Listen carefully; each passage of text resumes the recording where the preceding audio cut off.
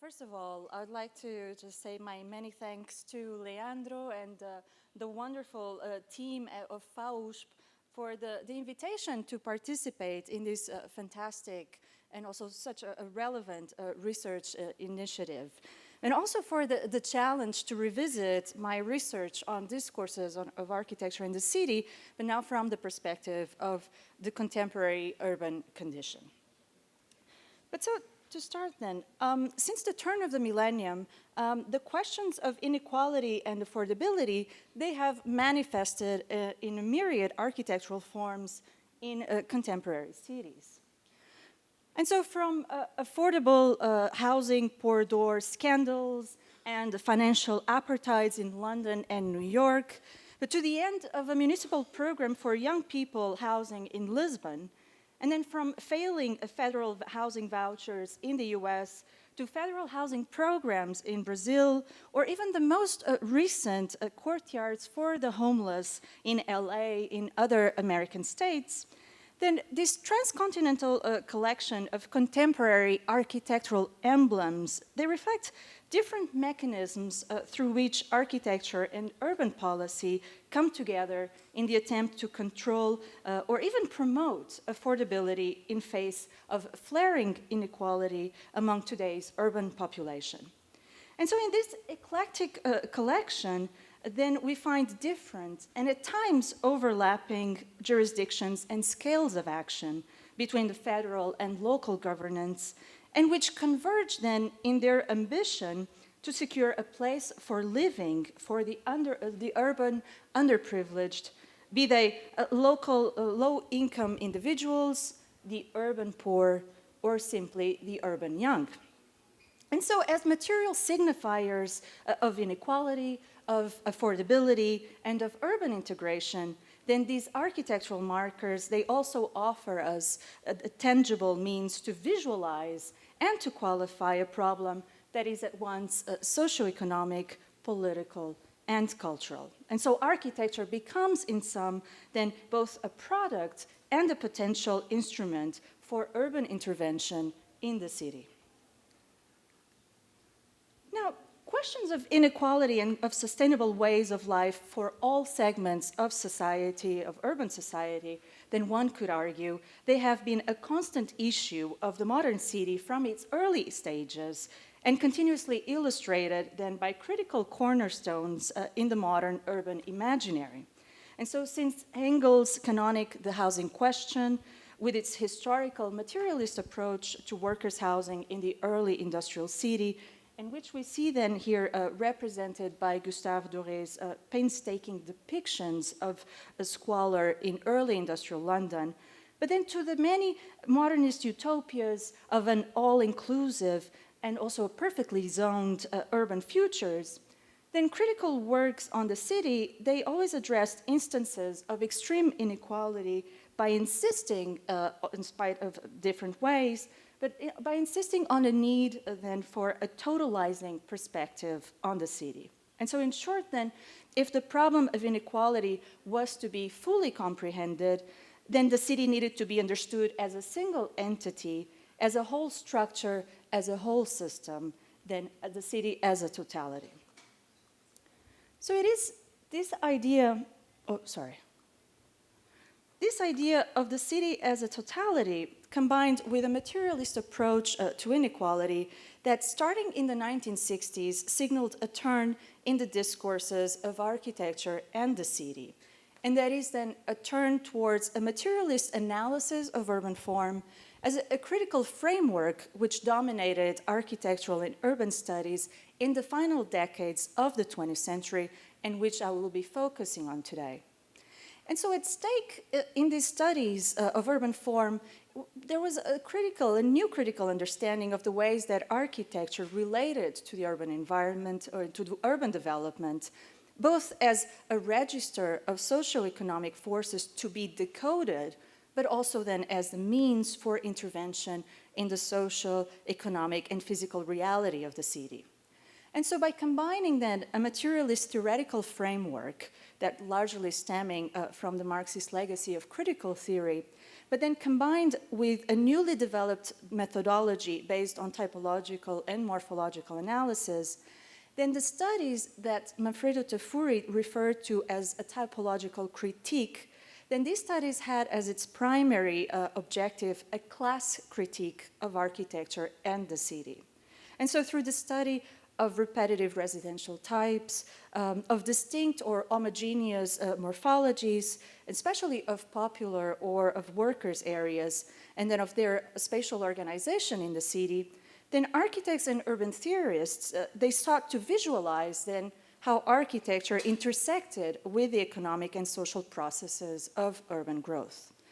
But ultimately, then, the intention, we could say, was to identify, then, in the contradictions of urban form, then potential sites and strategies for intervention that, whether through the provision of services, of housing, or through cost of regulation, then that would promote, then, more equitable forms of living in the city. Now, recent theories positing increasingly large territorial, global, even planetary scales of urbanization, they may have permanently challenged the idea of the city as a totality. And many of the mechanisms of affordability and urban integration that we just saw, then they also seem to defy a typological approach to the critique of urban form. But at the same time, these same mechanisms, they also show us then how the problems of inequality and of widening class differentials, they still persist in today's cities, and even more so due to financial crisis deeply embedded in housing and the real estate market. So while current theories of urbanization seek to chart these new scales and processes of urban phenomena, then the problem of inequality in itself is at best then only acknowledged in quite broad terms. And so for the most part, then the spatial understanding of inequality in the city and its translation in urban form then remains largely unaddressed. So by revisiting then the materialist critique of urban form today, by revisiting then its critical principles and methods, but now seen through the perspective of contemporary urban issues and of the critiques that it has since then underwent,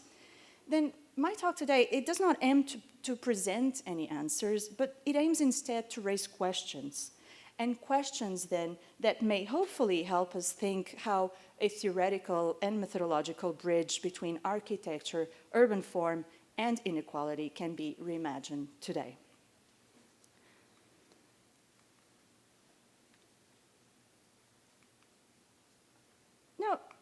Central to the critiques aimed at the discourses on architecture in the city and that architects in the 1970s relied on to rethink their profession in social and political terms was the urban ideal that its theoretical frame seemed to entail. So for authors such as urban geographers Edward Soya or David Harvey, for instance, then the materialist studies of urban form emerging in this period, in particularly those based on studies of morphologies, of typologies, and formal analysis of urban structures, then these studies reflected for them an attachment to the idea of the industrial city, and which they saw represented by three main elements. And those were then its clearly contained limits, secondly, a town and country dialectics between the urban and the non-urban, and then thirdly, the concentric logic that had been long implemented by the Chicago School. And yet, one could argue, the discourse on urban form signaled rather a shift in the understanding of architecture in the city that was motivated precisely then by the perception of structural transformations of the modern city, largely deriving from the second post-war economic boom and subsequent urban expansions. So indeed, then, new concepts around which the urban form discourse evolved, and here I'm referring to concepts such as the new urban dimension, or concepts such as city region or city territory. So then such concepts, they reflect precisely a shift away from the mechanic idea of the modern industrial city, understood as a total entity centered on industrial production. And also a shift then towards a conception of the urban that then overcame already the scale of the industrial city, and now towards a notion of the city that is boundless, and in most cases that is already also decentralized. So in sum then, these concepts also reflect the architect's attempt to grapple then with the city in its new form, and that is then a late capitalist and post-industrial form, and to examine then the role that architecture was to play in it. And if architects mapped the city of the past, if they mapped the urban form of the industrial city, then they did so in order to understand the processes through which it had arrived then in the present. And so born out of the transmuting industrial city after the second post-war, then these materialist studies of architecture and urban form, they first developed in and concentrated precisely on urban centers that had undergone several phases of development, and preceding even the industrial phase. And from the beginning, then new critical lenses arriving from outside the fields of architecture and urbanism, they proved to be instrumental in the development of new analytical methods for the study of urban form.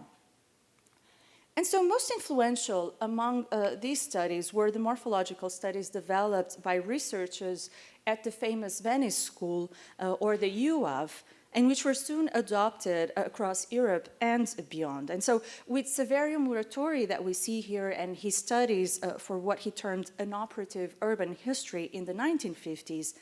then urban analysis first followed the logic of structuralism from the emerging social sciences. And the goal here was to read in the forms of the existing city the relationships between architectural forms and the urban fabric, between building types and morphologies, as an expression then of the intersecting forces that constructed the city in distinct historical stages, and forces that were, again, economic, social, and political in nature. But soon after then, with the mounting political pressures that came to characterize the 1960s, and especially in Italy, then the following generation of researchers at the UAV, led now by Carlo Aimonino, they continued the materialist critique of the city initiated by Muratori, but only now focusing then on the modern city through the lens of political economy. And so here then, it's important to keep in mind that these are precisely the urban studies that are being developed at the UAV, precisely at the moment that Tafuri accepts his professorship there to lead the history department. So this was then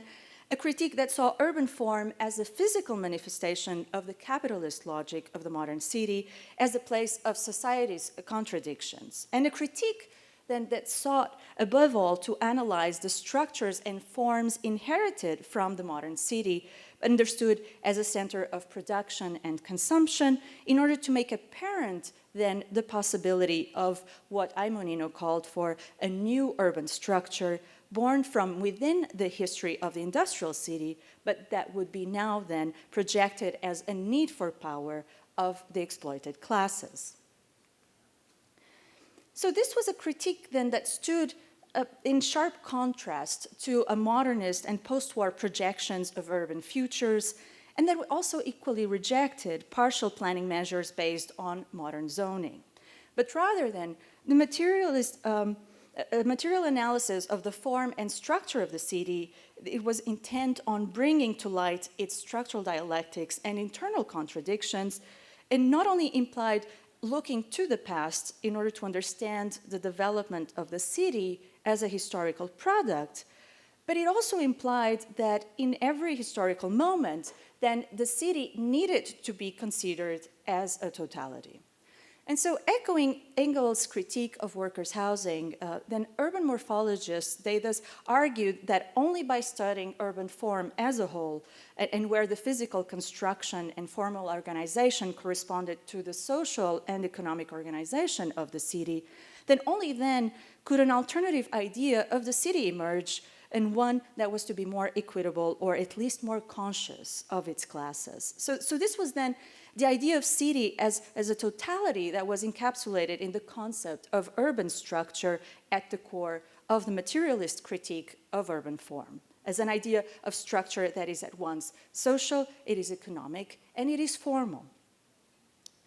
So this materialist approach to the city and urban structure, we could see now how it does not fit comfortably with the critiques that are now being developed of what has been called a methodological cityism, or also with critiques that oppose city as things to urbanization as processes. And because its architectural or urban forms, they were indeed understood to be indelibly associated to the social and economic processes of urban development. So for some, then, adopting terms such as urban phenomena or forms of urban growth, as we see here in the case of Sola Morales, then these terms, they reflected precisely the intention to encapsulate both form and process in a single concept. So if urban form both resulted from and supported structural processes, then urban theorists, they posited that interventions in urban form could become also a means for manipulating the urban structure, or at least in part. So the question at stake then in the materialist discourses of urban form was then to what extent architecture in urban form could also be conducive to urban transformation, not only in a formal and aesthetic sense, but at the structural level as well. So in contrast then to historicist strategies that from urban renewal all the way to new urbanism that sought to the conservation or just the mere repetition of formal types, then this approach emphasized instead the identification of gaps, the identification of contradictions in urban form that signaled then contradictions in the urban structure and therefore flagged potential points for intervention. And so as material testimonies of a previous era, then these many typological charts, morphological analysis, and urban taxonomies offered us then with a singular visual record of the architect's attempts to reclaim a political and social agency for the urban lower classes in face of a new age of post-industrial speculation that saw then in urban redevelopment a fruitful source of revenue. So this was then the ideological core of the materialist critique encapsulated in Aimonino's concept of the subaltern city. And that is the city sectors of local communities and low-income workers whose subsistence in the city was increasingly at risk and dependent on its dialectic counterpart that was the speculative city. So by drawing then from Antonio Gramsci's concept of the subaltern, then Aimonino then qualified urban form through a social lens, and he humanized then popular building types and poorer urban areas. And in this process then, he made visible population groups and urban areas until then neglected by the planning authorities. But more than a critical correspondence between urban subjects and urban form, then the subaltern city became also the means through which Aimonino revised the Marx and Engels' antithesis between town and country in the contemporary city. And so aware of the historical significance of the town and country, the antithesis in the early stages of the industrial city, and as a division between material and mental labor, but which he saw mostly as a division between two great classes in the city. Then Aimonino, he was determined to extend this analysis to different areas, but now within the city. And so he translated then the antithesis between town and country into the economic and hierarchic relationship between the speculative and the subaltern city as a relationship whose mutations could be traced then through the different phases of modern urban developments. And so with the appropriation of rural territory by the bourgeois city, Aimonino argued that the antithesis between town and country, that it had still remained, but it was now transformed by the new urban structure into what he called a typological differentiation in buildings, and then positional differentiation between zones, and that corresponded then to an accentuated division of labor within the urban settlement.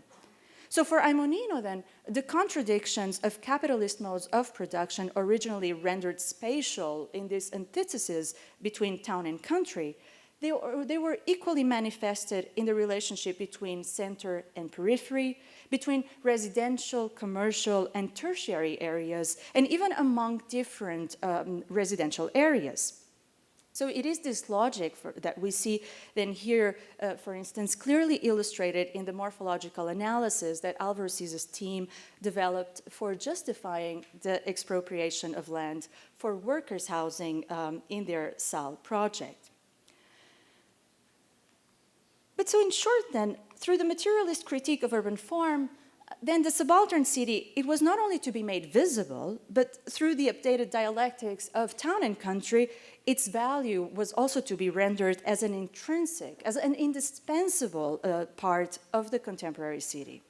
And ultimately then, the hope was that the materialist critique of urban form would make apparent then also the possibility of an alternative and of a more equitable city, born from its history, but now projected to serve the needs of its underrepresented classes.